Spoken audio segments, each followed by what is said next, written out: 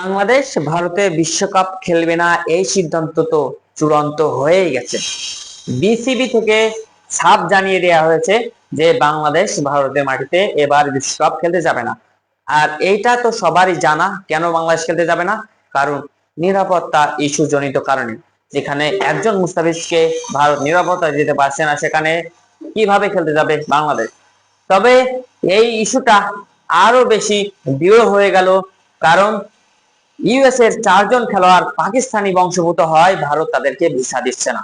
এদিকে জিম্বাবুয়ের অধিনায়ক, বর্তমান টি-20 ফরম্যাটের সেরা সিকান্দার রাজা, তাকে ভিসা দিচ্ছে না ভারত, পাকিস্তানি বংশোদ্ভূত হয়।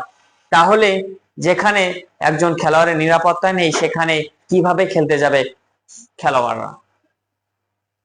আইসিসির সাথে বিসিবির সর্বশেষ যে কথোপকথন হয়েছে, যে মেইল তারা পাঠিয়েছে, বিভিন্ন মিডিয়া ও গণমাধ্যম কর্মীদের থেকে যেটুকু আমি জানতে পেরেছি, সেটি হচ্ছে আইসিসি বাংলাদেশকে জানিয়েছে যে বাংলাদেশ যেন তাদের সিদ্ধান্ত পরিবর্তন করে তারা ভারতে খেলতে আসে।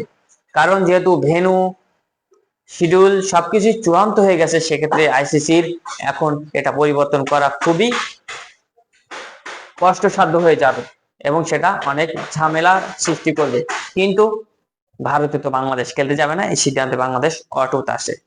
যতটুকু শোনা যাচ্ছিল যে বাংলাদেশকে গ্রুপ পরিবর্তন করে অস্ট্রেলিয়াকে এক্সচেঞ্জ করবে, সেখানে আসলে অন্য দলগুলো মেনে নেবে কিনা এটি একটি বড় বিষয়। সেক্ষেত্রে এই সিদ্ধান্তটিও কার্যকর হবে না। সেক্ষেত্রে বাংলাদেশের সামনে আর কোনো পথ কি খোলা আছে? যদি আইসিসি তাদের সিদ্ধান্তে অটুট থাকে, তাহলে বাংলাদেশও ভারতে বিশ্বকাপ খেলতে যাবে না। তাহলে এবার বিশ্বকাপ কি বাংলাদেশ দলের খেলা হচ্ছে না? তবে সবকিছুই সময় বলে দেবে। বা কোনো 1 মাসের মতো সময় বাকি আছে বিশ্বকাপে, তবে হাতে তো আর বেশি সময় নেই। সিদ্ধান্তে একটা আসতেই হবে আইসিসি এবং বিসিবির মধ্যকার।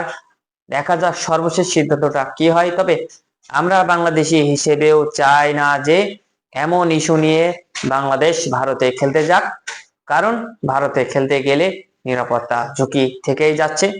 সেক্ষেত্রে বাংলাদেশ ভারতে খেলতে যাবে না, বিসিবি সিদ্ধান্তটি সঠিক সবাই মনে করছে।